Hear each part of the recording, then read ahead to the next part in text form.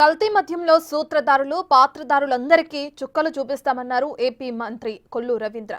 మద్యం నిషేధం చేశాకే 2024లో ఓట్లు అడుగుతామని, కల్తీ మద్యం అమ్మిన నీచ చరిత్ర వైసీపీదన్నారు. పేర్ని నానికి మతిచెడి ఏం మాట్లాడుతున్నారో తెలియటం లేదని విమర్శించారు.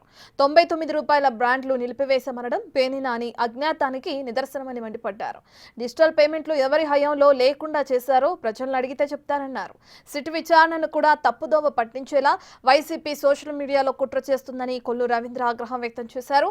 ప్రభుత్వాన్ని అస్థిరపరిచేందుకే కల్తీ మద్యం చేసినట్లు జనార్దన్ ఒప్పుకున్నాడని, తప్పు చేసినోళ్లపై, తప్పుడు ప్రచారం చేసినోళ్లపైన కఠిన చర్యలుంటాయని కొల్లు వార్నింగ్ ఇచ్చారు.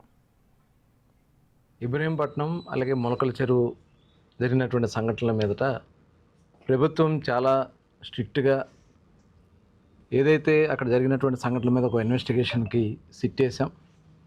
సిట్ చాలా ముమ్మరంగా దానికి సంబంధించి స్పీడ్గా వెళ్తున్నారు.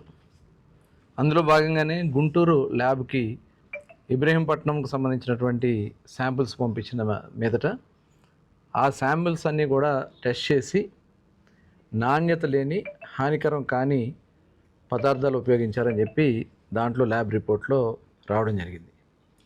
దాన్ని సాక్షి పేపర్ అలాగే ఒక బ్లూ మీడియా వాంటెడ్గా తప్పుడు ప్రచారాలు చేస్తుంది. ఏవో వాస్తవాలు చాలా విషయాలు బయటకు వచ్చినాయి. ఇవాళ అక్కడ మేము చాలా క్లారిటీగా ఉన్నాం, క్లియర్గా ఉన్నాం. అక్కడ ఏదైతే వైఎస్ఆర్ పార్టీతో అంటకాగినటువంటి వ్యక్తి జనార్దన్ రావు, ఆ జనార్దన్ రావు ఒక